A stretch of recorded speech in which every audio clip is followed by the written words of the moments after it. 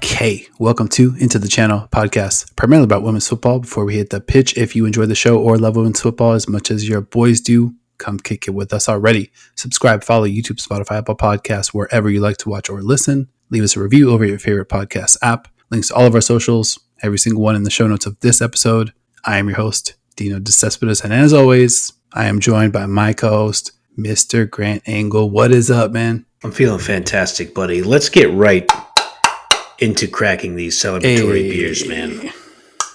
Because I believe we are so back with the return of the Champions League. Again, it hasn't left us very long this time. We're here for the first leg of round 2 of qualification. I'm going to start us off with a little stat, nothing too in-depth, but at the very least, we will have 4 new groups of friends joining us in the group stage of the Champions League. And there is a possibility, if it breaks the right way, we could have all 12 of the winners be teams who did not participate in last year's Champions League group stage. Oh my God, that would be incredible. Yeah, I think that checks out, all 12. I mean, should we be rooting for that, or what do we do? No, we can't. I don't know if it could be. Well, Arsenal City, they would constitute 2 of the new teams, so those 2, that's at least 2. Yes. That's a great set. All right. You know what? I'm trying to pull my weight around here. You're the math guy. You're the stats guy. I just need, every once in a while, I can, sometimes your center back gets a goal and you're just like, all right, we could use one of those once in a while. So that's what I'm trying to do here. No, you crushed it. All right, man. We're here. Round 2, just a couple matches away from the group stage. Can't believe it. We're going to know our 16 pretty soon. 10, 11 days? We're going to know exactly who's going to be, battling it out over those couple months of group stage magic. I'm very, very, very excited. As mentioned, round 2 kicks off here on Wednesday. It's a little bit of a spread schedule-wise. There's a few Thursday matches. There's a Sunday match. Where do you want to get started? I think the most logical place to start is BK Häcken versus your Arsenal in Gothenburg, Sweden. I think this might be the most compelling match of the bunch.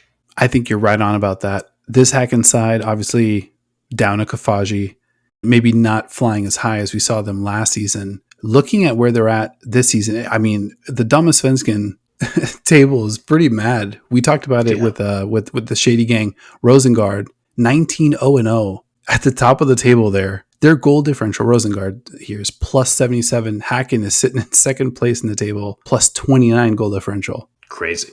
But Häcken probably feeling like there's some unfinished business. They lost the league last season. They were even on points with Hammarby, but dropped the league basically by 1 goal and goal differential. Yep. So I kind of feel like they're going to be coming out with something to prove here. Oh, yeah. At home, we saw that atmosphere last year in the Champions League. Arsenal's going to be a big draw, so I got to imagine that building is going to be at capacity. It's like a little bandbox in there where, we've talked about it too, it felt like the sound is just getting pushed onto the pitch. Even when I think there are 8,000, 10,000 seats in there, somewhere in that ballpark. Mm-hmm. No pun intended. But I just think they're going to go out there and play physical. In their last match in Damallsvenskan, they had a 1-0 away win versus IFK Norrköping. Jennifer Falk rested.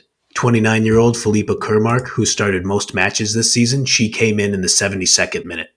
Your forwards, Alice Bergstrom and Tabby Tyndall, they came off at 62 and 72 respectively. So they're already kind of trying to play the game of, all right, let's get some of these players rested. And we get the age-old question, because you've talked about it, they're in the middle of their season, rest versus rust. So I've been on record as a rust guy. Mm-hmm. I don't like when teams are coming in cold. I don't like when the fighters walk into the ring without a coat of sweat. They're not properly warmed up. So I'm kind of maybe going against my own grain here and hoping that the rest is going to benefit Arsenal. I think there's another interesting twist to this, though. You have, with Arsenal, the more pedigreed players, right? Like the players playing in maybe the tougher league, the more expensive players, we could think about it that way. But with this BK Häcken side, they've got the Champions League experience, obviously having gone deep into the tournament, rolled right from that tournament into their league season. And obviously they're having a great league season here as well, in a position to return to the Champions League next season. So we also have that dynamic. Yeah, it's a good point, and it's a funny point because Arsenal is the only English club to ever win the Women's Champions League. I shout out to our pal, legend Leanne Sanderson, lifter of that Champions League trophy. 2007. Let's go. Hell yeah. So it is funny to think about Arsenal coming in here with less recent Champions League experience than a team from Sweden. But like we've talked about, I mean, whether it's Rosengard, who had like a strange season in Damallsvenskan last year where they finished like mid-table. So now they didn't even have to bother with Champions League qualifying this year, and they're just running away with the Damallsvenskan now. But you just think about like, yes, the WSL, I think it's fair to say that is a better league, probably top to bottom, than the Damallsvenskan. But man, we've seen these Swedish teams, and they are tough and smart and organized. I'm not trying to put a scare into you here, buddy. I think they're going to come out really strong versus Arsenal, and it's going to take a lot for them to get by and get a win. I think if Arsenal leaves with a 1-1 draw, I think the Gunners should be pretty happy with that. I agree with that. I mean, obviously, you want to hold out for the win, but a 1-1 draw in a match that you know is going to be physical, you know it's going to be painful, and obviously, you talked about it, the environment. Yeah. I mean, it's loud, it's intense, and those fans know ball for sure. Hell yeah. I'm actually feeling pretty confident. I kind of like having drawn Häcken. Obviously, it's a tough test, but this Arsenal team wasn't in the tournament last year.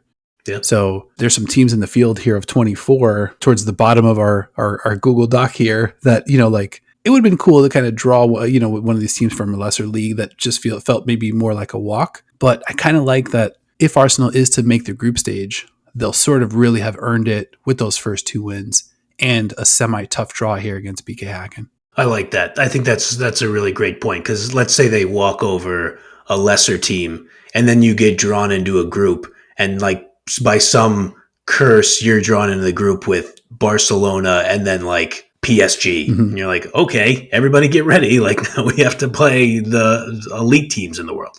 Yeah, I mean, there's tough teams just amongst this 24.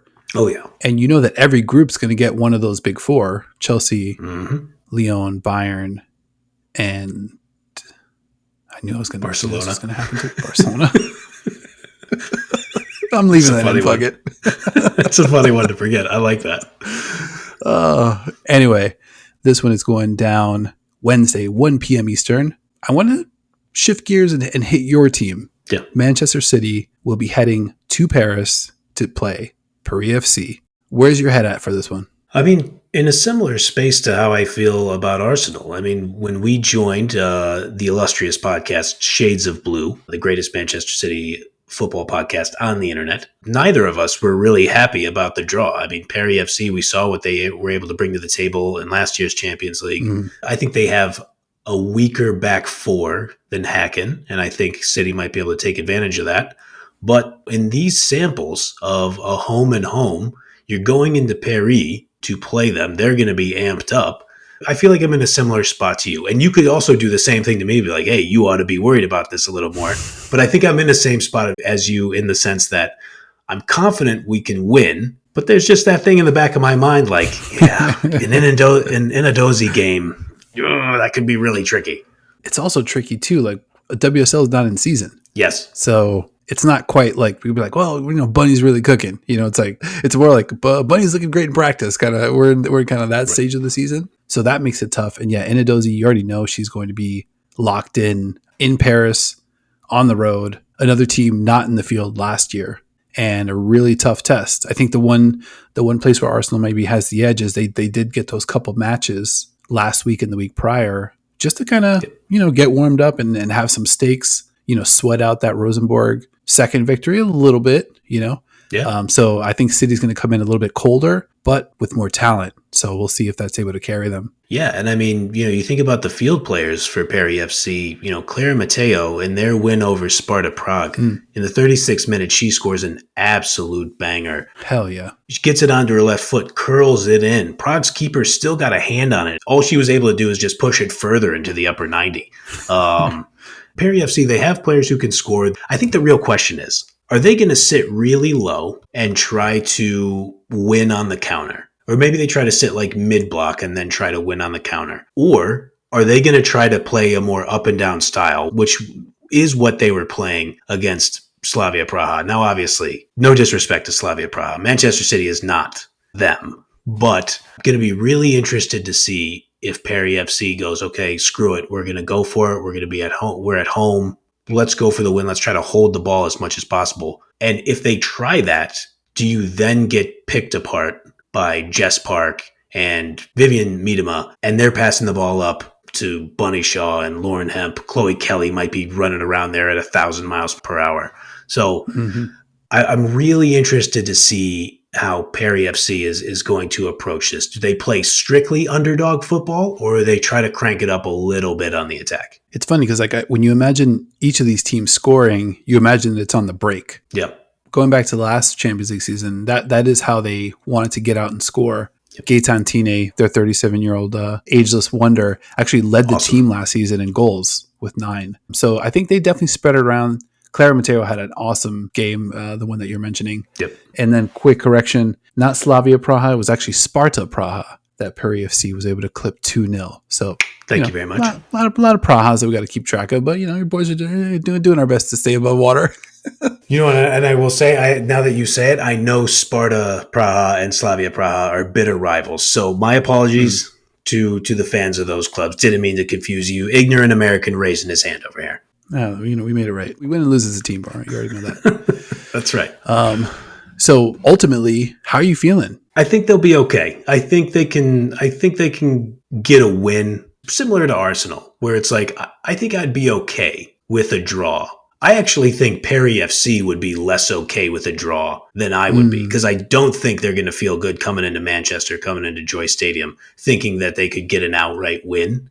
If this one ends in a 1-1 draw or a 2-2 draw or something like that, I think I would be very happy with it. I wouldn't want to see a 0-0 draw, because I think that would look really sketchy for City's attack. I will say, with the WSL season not started, I went back and watched the Perth, I think it was the Perth International Cup, I think was the name of it. It was part of that Australian tour that the City women's team did. And Bunny looked good. They played in the final versus PSG. Mary Earps wasn't out there for PSG. And, City were rotating players. Bunny got 61 minutes. She was turning toward goal and ripping shots. Katarina Kiedranik for PSG, she played it instead of Mary Earps, and she really kept him in the match. Like she made a bunch of really good saves. There was an absolute horse hockey no call by the referee where Bunny Shaw gets pulled down in the fucking penalty area. No foul. It should have been a penalty, but I digress. Bunny looked good. I want to point this out, though, because this is true of the French teams and the WSL teams. So this is something that Arsenal, City, Perry FC, and PSG are all going to have to deal with. These matches are happening on, I think all those teams are playing on the 18th. And then the opening of the D1 Arkema and WSL happened later that weekend. And then they have to go back for the second leg, and then they have to go play week 2. So I think all 4 of those teams I mentioned, Arsenal, City, Perry FC, and PSG, I think they're all going to play 4 matches in the span of 11 days between September 18th and September 29th.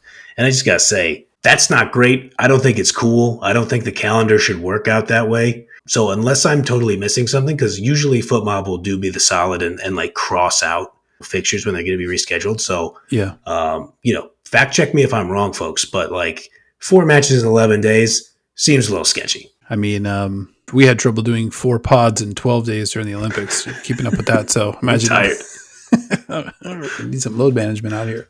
All right, so we'll be locked in. City pre-FC. That's going to be one of the. It's right up there. I think we've got 4 or 5 like tier 1 matches, can't miss 100%. Matches.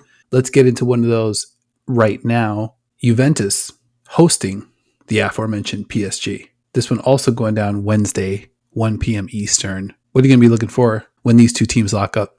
We'll talk about some of the other clubs later. I am excited for all the Italian teams in this tournament. We talked about Juventus a little bit with the Shades of Blue guys. Please go back and watch that show. Those guys are awesome. This past Saturday, yesterday at the time of this recording, Juventus won 4-2 over Como women. It was the second match of Serie A Femenil. Mm-hmm. So I think Serie A has timed this perfectly to kind of get them a little bit of a runway. Juventus looked good. They got shocked early. There was an opening banger from Slovenian Zara Kramzar. She's on loan from Roma, but Juve was able to fight back And they scored goals in just multiple different ways. Absolute laser from midfielder Ariana Caruso. It was like a knuckler that hit right into the upper 90. There was a beautiful passing combination that led to 21-year-old Swede Hannah Bennison's goal. They scored on a corner kick. There was a fourth goal that came off a long aerial pass during the run of play. Like, Juventus has a bunch of like change of speeds, it looks like, just from the few matches that I've watched. I'm not claiming to be an expert. This is a learning podcast, but they got a lot of people who can hit the ball off the volley with skill, with good timing. I like the look of them, man. I am super excited to watch this one. Yeah, same. I think the thing about Juventus is like their wide open style is pretty apparent in the league. In the 2 matches, 10 goals they've scored, 5 goals they've given up. That's going to make for a really interesting style matchup against this PSG side. So obviously we've got the U.S. Women's National Team connection with Eva Gaetino, Corbin Albert. I'll be interested to see who gets playing time. I think Corbin Albert's probably like, you can almost pencil her in. She was getting real minutes last season. Yeah. And I think her game's definitely progressed. Eva Gaetino definitely looking for her to get some minutes. Then 2 big signings that we talked about. Maria Earps, Rome Luchter from Ajax. How do they fit into the squad? Yep. And then 2 big departures. Tabitha Chewinga, Sandy Baltimore. I mean, that's a ton of productivity. That's a ton of pressure on back lines and defenses. So I'd like to see how the pieces get moved around. They realized, and we had talked about it like as D1 Arkham wrapped and as the Champions League wrapped up, from watching the way they behaved in the transfer window, they knew they were like 3 or 4 players short of really, really competing with Lyon. Mm-hmm. And now you have to try to do some math to figure out, like you lose Tabitha Chewinga and Sandy Baltimore. You got to do a lot to replace those 2 players. So it's like, okay, we feel like we're a few players away. And then 2 of your major pieces leave. And you knew that you probably needed to get better at goalkeeper. So you signed Mary Earps and you bring in Rome Luchter to try to bring back some of that from Chewinga and Baltimore. You don't know how that's going to look. And on top of that, like we mentioned, D1 Arkham hasn't even started. So now PSG, they kind of got to get going. You know, like I mentioned, they played at Man City in that Perth game on September 1st. So they gotta get going against a Juventus team that's already cooking. I think you've got one team in Juventus, like we mentioned, that's not going to feel like they can't score. I feel like they're going to be going for it. And then you've got a PSG side that will maybe be trying to prove to themselves that they can score with the best squads in the world. So style-wise, I think this is the matchup. I mean, it's tough because it's happening at the same time as City and Paris FC, but I don't know. We'll sort it out. All the football will get watched one way or the other. Yeah, man. And the real bummer is that your boy has a very busy day at the day job on Wednesday. So I am going to be, what did LeBron used to call it? The thing where he would just announce to everybody that he wasn't looking at social media. I think he would call it like 0 dark 30 or some military term, some ridiculous to let everybody know he's not checking Instagram. 0 dark working. Yeah, exactly. So I got to be locked in on the day job. So I'm not going to open the FootMob app, even though all of you should, and you should immediately download that app. They're very helpful to us. I am not going to look at that. I'm not going to look at Twitter or anything. And then I'm going to come home. I'm going to decompress, and then I'm going to watch the football. So this is the official no spoilers alert. Fair enough. Yeah. And just waiting for those sponsors to come in and swoop us up and relieve us of all these extra duties just so we could focus on the real action here. Of course. All right. So we hit I think we hit the first big 3 matchups. A lot of different directions we can go. What did you have next up on your list? I talked about the Italian teams. Italy versus Germany in football tends to be pretty big. Fiorentina versus Wolfsburg, that feels like a juicy matchup. Fiorentina has looked impressive. Wolfsburg always tends to look impressive. They are a legacy team. They're a 2-time UEFA Women's Champions League champion. Fiorentina is looking to get back to the Champions League for the first time since the 21-22 tournament. They're playing hungry. I love everything about Fiorentina with Sophie Bredegaard, their 22-year-old Danish right wing. She scored 2 goals in their 2 league matches. She had an absolute banger off a volley in their 2-1 win versus AC Milan on Saturday. She also scored their first match against Napoli, where she came on the pitch in the 65th minute and scored in the 67th minute, like born ready style. And then we talked about it on Shades of Blue, but Vero Boquete, 37-year-old Spanish legend. In the matches that I've seen, the first 2 matches of Serie A and the Champions League qualifiers, Boquete is just like what do you need? You need me to play like a number 10 for 30 minutes? Okay, I'll do that. I'll distribute the ball. You want me to be a little more of a false nine? I could do that. You want me to be a true number 9? I could do that too. Like, she is just everywhere. I don't go into this lightly, but I think it fits because of the pedigree. She's a previous Champions League winner. Big Marta vibes coming from Boqueta in terms of like, I'm 37, but I can still really fucking go, and I can smash one if you have your head turned for a half second, and I'm setting up all my teammates, and all my teammates love me. I mentioned this up top as well. The dark horses of the tournament. At this point, I think we're on teams 7 and 8. This is our 4th matchup. Any of the 8 that we've hit, do they sort of fit your criteria for a dark horse? Is Fiorentina in that mix? I know they've got a tough draw here. Who did you have your eye on for the dark horse? I don't know if, I mean, it's funny too, because you look at the names of these clubs, like who's ever calling Juve a dark horse in any tournament? Like Manchester City and Arsenal, we're not allowed to call ourselves dark horses in any tournament, in any situation. That would feel a little silly. But yeah, if we're talking about a dark horse in terms of somebody who can make it through this qualification and then make some noise in the group stage, I think Fiorentina will count, considering they haven't been in this tournament for a few years. So yeah, team to watch, dark horse to watch, Fiorentina. I like it. Tough opponent here to get over. It's gonna be rough to make it happen. But I mean, they're on a bit of a tear here. I would probably rewind a little bit. Juventus, who you mentioned, obviously not the tiniest club, and this is a team that won 5 straight league titles before Roma's 2 recent Serie A Femminile titles. And as mentioned, they've got that wide open style. So I kind of like it. PSG knocked out before the group stage. That would be incredible. I'm going to hold one of my dark horse cards in my pocket. I might want to pull one out a little bit later. Got my eye on a couple teams here. But sticking here with Wolfsburg, pedigree we talked about, 7-time winner of Frauen Bundesliga, Jule Brand, still just 21 years old. Yep. Lynette Berenstein, I think, looked great. They've still got Alex Pop, Ariana Arias, who they brought over from Barcelona. Those additions are going to try to fill the void left by Eva Pajor and Lena Oberdorf and Feli Raut, who moved over to the NWSL. And then the last thing I'll hit here, Wolfsburg, a little bit of slow start to the season. A home draw to Werder Bremen, who finished 7th in the table last year. 3-3, maybe not the way you want to open up the season. A tough draw for them as well against this plucky, exciting Fiorentina side. Yeah, absolutely, man. And the 3-3 draw with Werder Bremen was absolutely bizarre. I mean, you have the own goal where Lena Latvine tries to pass the ball back to the keeper and just passes it past Fromms. Perfectly placed.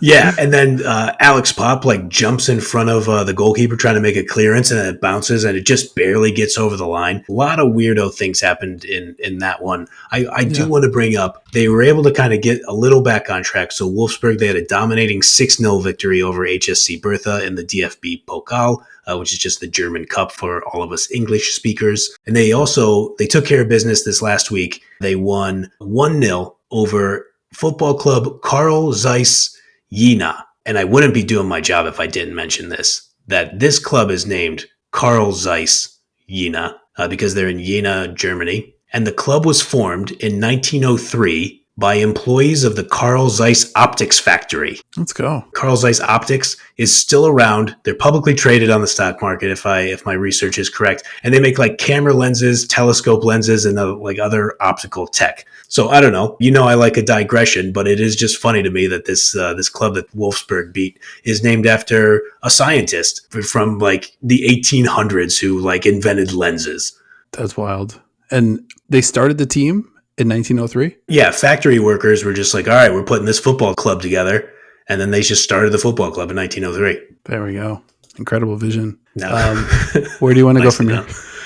Let's go to... I do want to say that in that match against Carl Zeiss and his telescope footballers, Berenstein's gravity looks incredible. So Fiorentina is going to have to really compete with that. And when Berenstein is pulling players away, Alex Pop is going to be right there to possibly knock in goals. So I think it's going to be incredibly difficult for them. Yeah, Berenstein looks physically different. I think she had an elusiveness about her. And I'm not sure if it's just the New Jersey and the new color scheme, but I don't know. It looked like she was flying around out there on top of, kind of what we know about her game, the kind of her physicality. and her nose for goal. So could end up being like a really, really great fit for Wolfsburg. Bright green, the highlighted green definitely suits her, it would appear. Okay, I've waited long enough. I want you to tell me about the Portuguese teams. Let's start with Sporting CP taking on I think I can safely call them your Real Madrid. Oh my God. This one hurts a little bit because on one hand, I've got Sporting CP, who I'm taking longing looks at them for that second dark horse spot. They are in the Champions League here for the third time. 0 group stages, though, for Sporting CP. They got here with a huge win over Eintracht Frankfurt. I think Frankfurt notched 5 yellow cards in that one. Big win for Sporting CP. I think it says a lot about that league, the Portuguese league, the Campeonato Nacional Femenino. They finished 2 points behind Benfica last season. So I think watching Champions League, we both had the feeling, okay, well, it's a Portuguese league. We had just watched them in the World Cup the summer prior. You can kind of see the maturing that they were going to be able to do as a nation. But now you've got Sporting CP like right there and knocking out handily a team that made the group stage last year at Eintracht Frankfurt. So I think they're going to be pretty stiff opponent for a Real Madrid side that's definitely going to be looking for some revenge. This matchup has some dogfight to it as well. What are you going to be looking out for on the Real Madrid side? Well, I can tell you, when we talk about Real Madrid right now, as it stands on September 15th at the time of recording, let's not forget, top of the Liga F table, Real Madrid. They have 2 wins and no draws, no losses, as does Barcelona, as do 6 teams. But Real Madrid won their first match over Espanyol 5-0, won their second match over Real Betis 3-0. So they're sitting there with that +8 goal differential. Barcelona's goal differential is +5 right now. Something tells me Real Madrid's going to have to score a lot of goals to keep Barcelona at bay. But I digress. Like you said, Madrid is going to come in here revenge tour style. They did not look good in the group stage last year. They made big changes on the roster to reflect that they were not happy with the way that turned out. We've also talked about Real Madrid is not doing anything to finish second to Barcelona in anything ever. I think this one was Sporting. It's going to have a lot of that dogfight mentality, like you said, because Sporting is going to come and play scrappy and muck up the game any way they can to win. I also think Madrid is going to have a lot of that too, because I think they're going to come in here and say, do not take a single minute of any of these games for granted. This reminds me of what we were talking about up top with Arsenal. When you get bounced in the qualifying stage, it's like a one match, right? You go to, Paris FC, it doesn't break your way, a little bit of an off day, and now it's over. Real Madrid, if my memory serves, they didn't win a single match in the group stage. I think they had a couple draws. I think they ended with 2 points. But yeah, roster, tons of upgrades. To get Caroline Weir back, Lacroix, Melanie Leopolds, Evan Navarro have started both of those Liga F matches. And I think that 5-0 victory to open the season had a little bit of like message sendiness to it. Yeah. I think of the sort of like big sister, little sister dynamics across Europe, where you've got Lyon and PSG, you've got Chelsea, City, and Arsenal. I think Real Madrid might be the closest. They're investing very seriously. Some identity development there. Yeah. So I actually wouldn't be shocked if they really push Barcelona this season. I don't know. I wouldn't put it past them. There's still, players like Linda Caicedo still looming, obviously they've got players that could take over games. I love it. And I'm glad you bring up Linda Caicedo. I mean, you think about with Atenea del Castillo also.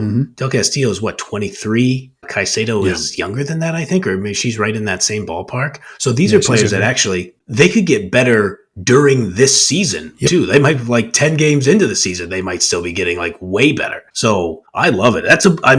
It's bold, buddy. I would be curious what your fellow Gunners would say are you telling me Real Madrid is closer to Barcelona than we are to Chelsea? They might want to fight you in the street over that. But I like your boldness. I mean, to me, it goes back to the experience. To how thoroughly Real Madrid got thumped last season. And you could just see it. The last couple group stage matches, they were just like, get us out of here. Like, we don't want to be a part of this anymore. They just were not interested in going back at some of those teams. Who were they? They were with Häcken, right? And Paris FC? Yeah, it was Häcken, Paris FC, and Chelsea. And I feel like their best win, Real Madrid's best win in the group stage was like the draw at Chelsea to open it. Yeah, yes. Their best win was the draw at Chelsea. Absolutely, that was like the highest point for them. And again, we're talking about Real Madrid. literally all downhill from there. Yeah, they don't rock with that. That's unacceptable in those facilities. Yeah, I mean, they made some big time moves to try to make an impact. So, Sporting Real Madrid Thursday, 11 a.m. Eastern. Hopefully, your Thursday is a little bit cleaner calendar wise, because that one's going to be an absolute banger as well. Oh yeah, definitely. Just more must see matches here. Oh yeah. All right. I want to skip ahead. Well, we'll stay in the Campeonato Nacional Femenino and talk a little Benfica versus Hammarby. Benfica, 4 straight CNF titles. Obviously, a team that kind of stole my heart, maybe stole our heart. Oh yeah. Last season, made some changes, but still a lot of talented players on that side.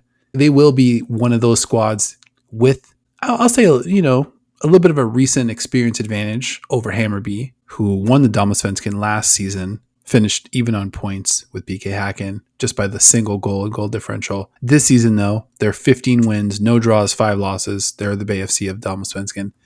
They sit in third, second best goal differential, plus 38. A shade under half of Rosengard's plus 77. That number is still blowing my mind. Either way, excited to see Hammarby in a competition like this one against a real Benfica squad. People always say Rosengard is the Barcelona of Sweden. I think I've heard that many times. So that would explain the massive goal differential. I'm going to be really interested to see how Hammarby looks in this match. They won a domestic double in 23. Mm-hmm. So, they have a little bit of pedigree themselves. They won the league and they won the Swedish Cup. They have players with a lot of confidence, but I mean, their leading scorer right now, at least last time I checked, a 20-year-old Swede, Ellen Wangerheim, who has 10 goals and 2 assists. And I think this is another occasion where, this match is going to be played in Stockholm. Mm-hmm. I think they're going to be really, really amped up. You get a big name legacy club like Benfica coming into that country to play. I think the vibes are going to be good, and I think Hammarby is going to really be looking to get a win at their home ballpark. I mean, certainly capable of doing it. Should be. And that would set the stage for a massive one heading back to Lisbon. This is probably the 6th or 7th match on the docket. And I'm just like, this is going to be another one. It's like, can't miss it. Can't miss it. I want to quickly scoot through some other fun matchups. So obviously we've got another team from Serie A Femminile, another show favorite, Associazione Sportiva Roma, who are off to a little slowish start. No wins, 2 draws, no losses, and Serie A Femminile. They're sitting in 6th place at the moment on just 2 points, but they're the 2-time defending champions of their home league. They take on Servette FCCF from the Swiss Women's Super League. I'm going to be excited to see Roma. They've got 3 goals on the season. I think 1 for Giacinti, 1 for Giuliano, 1 for Elena Linari, if memory serves. So, the band's getting back together. They're having fun, and we'll see them back in action early Wednesday morning, 8:30 a.m. Eastern. So that one's I'm going to kick off my day with that one. Nice. Excellent choice. I mean, we just loved Roma so much last year. The first thing I was going to say, it has been too long since we have watched Manuela Giuliano and Valentina Giacinti play football. So I am very, very excited. Yeah, we get Evelyn Vienne back in the mix. Let's go. After a torrid run playing international ball. So we'll see if she's able to carry over some of that success there.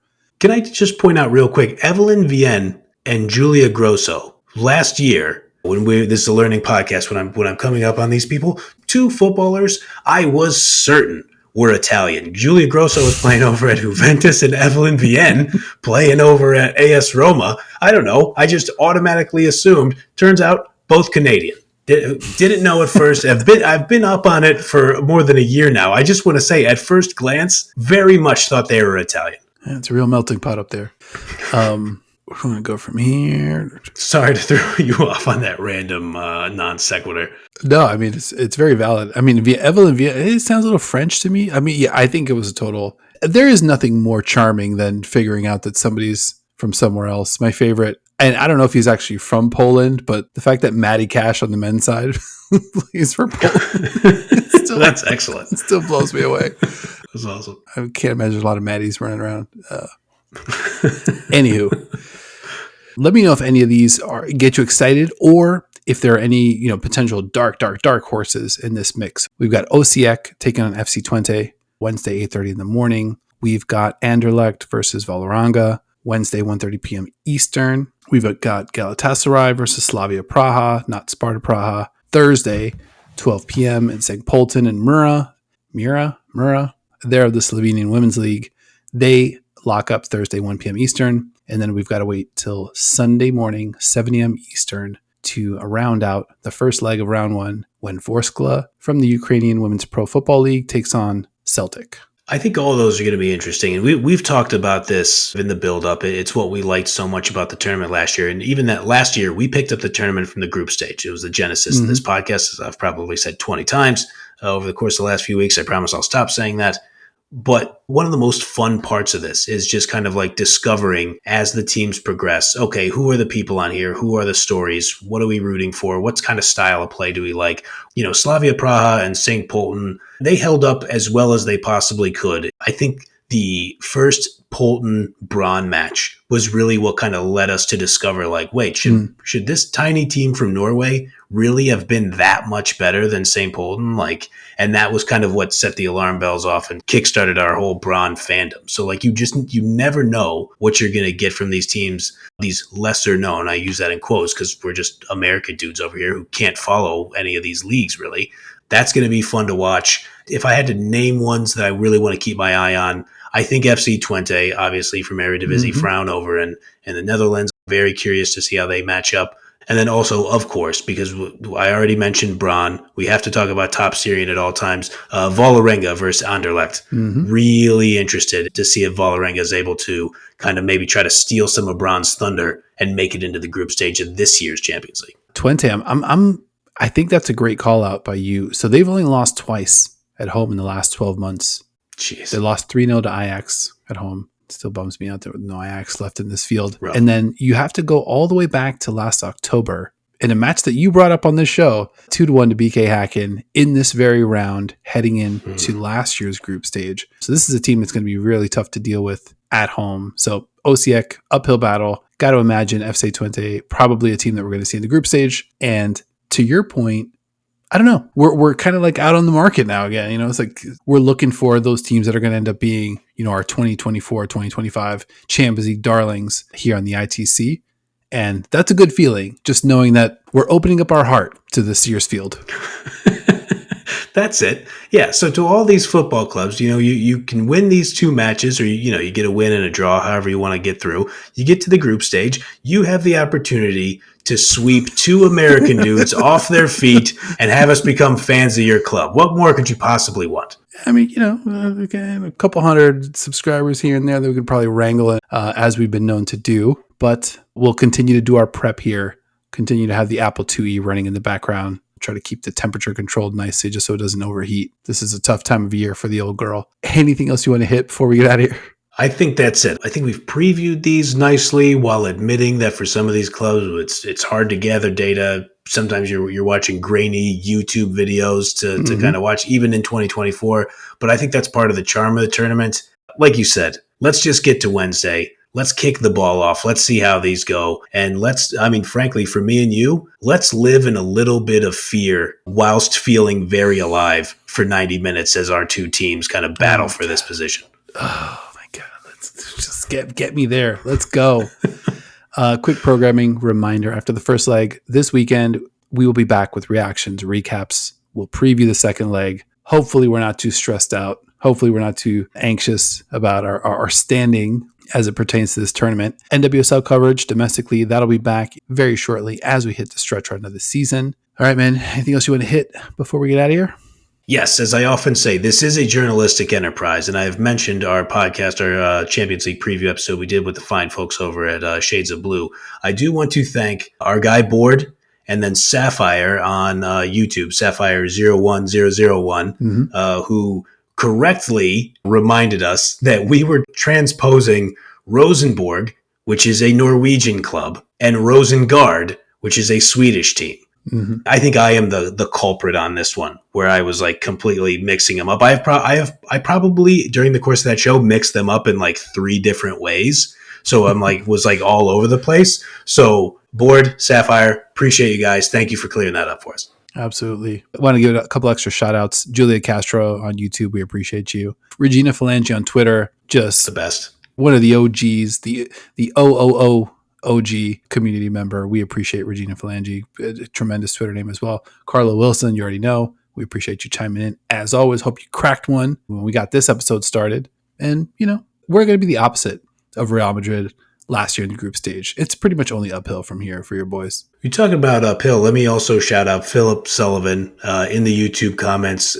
Came at us with his arrows. He's got the arrow pointing up for Washington Spirit, arrow pointing down for Chicago Red Stars. I think Philip is probably spot on there, even though Chicago was able to get a win. And as Dino pointed out, as we start to round into Champions League form here on ITC, I believe our arrow is pointing up as well. And I mean, we fucking nailed our arrows. Go back and check out that episode. If your Seattle Reign come through, I think we're 4 for 4. I will tell you, published the arrow pointing up episode, and then they loan out Sofia Huerta to Lyon. And I was just like, that's not doing my arrow any favors there. I have a good feeling about it. I think we're going to go 4 for 4. Tough competition rolling into town, but I like Laura Harvey. You having put the pressure on her all season in these post-game press conferences, and it's just about accountability. And I think you've done a great job. I think the team's done a great job. Thanks, buddy. Yeah, iron sharpens iron. That's what it is. Surely, that's my influence. You already know. I mean, we're out here, but no, your Seattle Reign definitely out here. Could be trending toward the playoffs. It's exciting. We're going to be back, as mentioned, in a little over a week with our next NWSL show. We're just in full-on Champions League mode until round 2 wraps up. And with that said, I think we did it. This has been another episode of Into the Channel. Sincere thank you for watching, listening, following, liking, subscribing, providing corrections, keeping us accountable. How about that? Or just plain hanging out with your boys. Remember to like if you liked, and subscribe or follow Into the Channel, YouTube, Spotify, Apple Podcasts, or wherever you like to watch or listen. Leave us a review over your favorite podcast app. Links to all of our socials in the show notes of this episode. And a big thank you to my co-host as well, Mr. Grand Angle, for pretty much at least co-driving the ship, driving a lot of the ship. Champions League Season 2. I think we're ready. I think we needed those little snafus on the Shades of Blue podcast. I think we needed a couple, me forgetting Barcelona. Don't kill me. I'm half my brain still in the NWSL, but I appreciate you, bro. You are the co-host, the co-pilot that I need, to kind of keep this thing on track. Well, likewise, buddy. I think I'll lean on my naval experience. The captain can't drive the ship the entire time. You gotta sleep. You gotta take different shifts. So I appreciate you co-piloting with me. And again, thank you to everybody for checking us out. You guys are definitely, we keep using the nautical terms. You guys are the first mate of the USS ITC. I don't know who even knows what we're talking about at this point. This is a football podcast, but thank you guys for watching the show, and we will see you next time.